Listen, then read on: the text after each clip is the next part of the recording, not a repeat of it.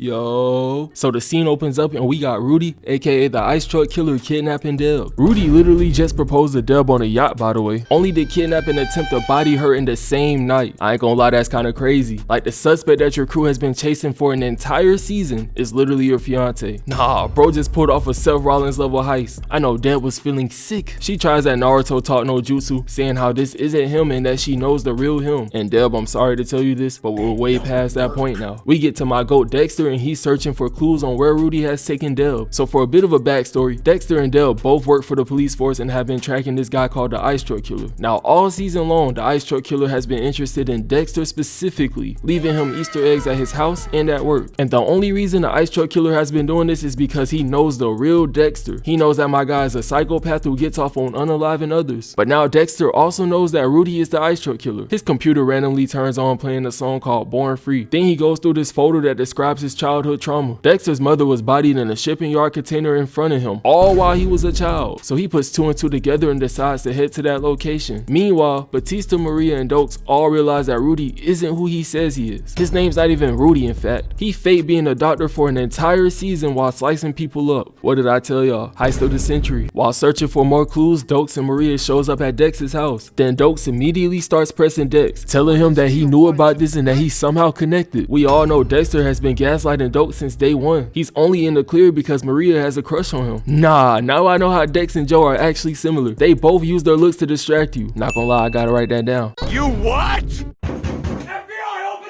No, YouTube, it was a joke. It was a joke. Dexter pulls up to the shipping yard to find a crate. But finding this crate is like finding a needle in a damn haystack. So he immediately goes through the computer to find the right one. He finally gets to the crate and opens it, only to see that it's filled with bananas. Then he immediately starts catching his breath because he thought his sister was in there and dead. And before he could even take 4 seconds to breathe, Doakes hits him with the classic line, "Surprise, motherfucker." He said it! He said it! Doakes immediately gets to pressing Dex, asking him what does crates have to do with his sister. And my dog Dex is straight trolling, told Doakes that he was looking for his new furniture. What's wrong with you, bro? What the heck? You tripping, bro? You tripping?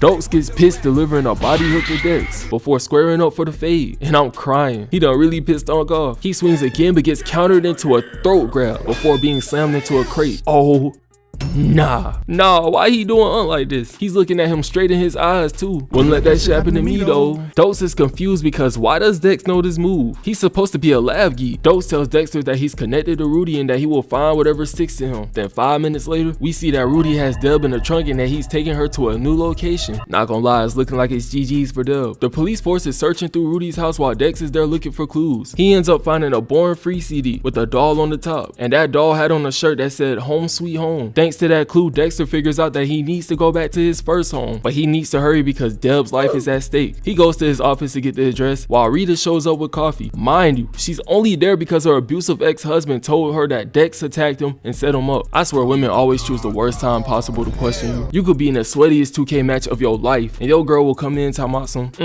"Do you really love me?" Woman, relax. You have no reason to be asking this. Thanks to Batista's crazy hospital mate, he gets the idea to look for Rudy's real name in a mental institution. And whoop-dee-doo, that shit actually works. Dexter pulls up to his old house and starts reminiscing about his mom. He remembers the color nails that she used to wear, and they're the exact same color as Rudy's victims. Coincidence? I think not. Then he remembers playing hide and seek with his mom, and that he also had a brother named Biney. And yup, you guessed it. Rudy is actually Dexter's brother. Man, what a plot twist, bro. Dexter finally remembers his brother as he steps out of the house, and we learn that his real name is Brian Moser. He reveals that he was also there during their mother's death, and that's why they're so messed up. But Dex is trying to figure out where is his sister, and Brian says, "I was waiting on you before we got started." Nigga, there ain't no we. Dex is searching the house looking for Deb before he reminisces about his childhood. Then his younger version tells him to look out right as he gets injected by Brian. Now I don't know what the play call was right there, but I need an explanation because you know this guy's dangerous. Why would you even turn your back on him? He wakes up tied to a chair while Brian's trying to have casual conversation, as if he doesn't have this nigga's sister tied up somewhere. He reveals that Dexter's adopted family wanted no parts of a traumatized older child, so he had to be locked up while Dex had a life with a new family. And hearing this, I see why Brian turned out this way. He really never had a fair shot at life. They just threw him in a mental hospital. Dex begins playing into Brian's game, and Brian instantly cuts him free before Brian tells Dex that he can always be his real self around him. I know this shit felt just like that Spider-Man meme to Dex. They're almost just to light. Brian takes him to Deb, who was tied up to a table. Then he tells Dex that he has to chop Deb up, but Dex wouldn't do it because that's his sister and because he only hurts bad people. Dex tells him that he can't do it because he's fond of Deb, which is crazy to hear because he usually says that he doesn't have emotions. Then Brian starts losing his shit as he takes the knife from Dexter's hand and tries to stab Deb, but Dex catches his hand and drives him to the wall before disarming him. Nah, why is Dex low-key nice with the combat? I watched You before this, so I was so used to seeing Joe get the shit beat out of him, but Dex low-key be out here boxing. Deb wakes up to see the two wrestling before Brian knees Dex in the face, and I have no clue how Dex let this happen considering the fact that he's a trained black belt in jujutsu, but whatever, I'm mad like I ain't seen nothing. Doakes and the police force show up, so Brian runs to the garage. Then Maria guards one door while Doakes runs to trap Brian inside, or at least that's what we thought, because when Doakes breaks in, Brian is nowhere to be found at all, and we see that he somehow escaped by going underground. So you mean to tell me that this nigga has an underground emergency exit? Bro, who even thinks of shit like that? Deb is now safe and she's getting a checkup while we hear Dex being questioned, because it is kind of sus that he says that Rudy called him and told him to come along. Like, why you, Dex? Huh?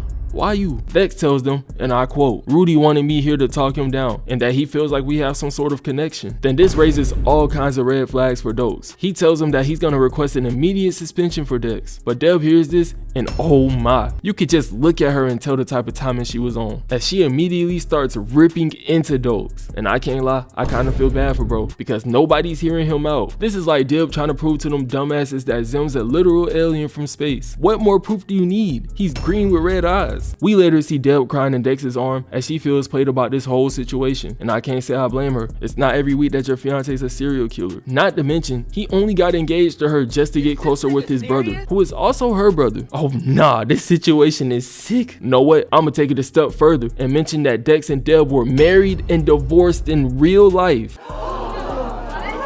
If I just made this show weird for you, I'm sorry. I just thought that this was the perfect time to drop that fun fact. Dex is at the hospital with Deb and he's now contemplating his choices as he realized he just drove away someone who would love him no matter what for someone who would probably reject him if she knew the truth.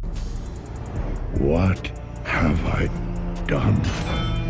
We get news that Deb is okay and that she can either go home or stay the night in the hospital. Then later on we see that Deb is in his bed while he tucks her in. Now we see a strange figure looking through the window and watching them. As Dex turns out the lights and falls asleep, the figure breaks into his apartment and we see that the guy is no other than Brian Moser. Dog, this man is obsessed. My nigga, go to sleep. He sneaks into the room where Deb's sleeping and stabs her with the knife before lifting the cover and seeing that he got played by his own work. Then Dex sneaks up behind him and ends up choking him to sleep. Can't lie, Dex, that's a high IQ play. This is when I knew Dex and Joe were polar opposites because Dex is always one step ahead of his ops. Brian wakes up to see that he's now taped to a hospital bed, meaning that Dex is about to put down his own brother. After going back and forth, we see Brian shedding a tear. Then we see Dex leaning on him while also fighting tears. Damn, who in here cutting onions, bro? Dex tells Brian that he wants to set him free, but Brian tells him that he's the one who needs to be set free. And as Brian tells him that he will never be normal, Dex slices his throat before telling him that he couldn't listen anymore because he's right. We then see Dex raising the hospital bed while fighting tears. And with that, he has now laid his only brother to rest. Man, W season finale, bro. This show is literally peak. If y'all want more videos like this, comment down below. I really do love y'all, and I hope I see y'all boys next video. Playmate Foel.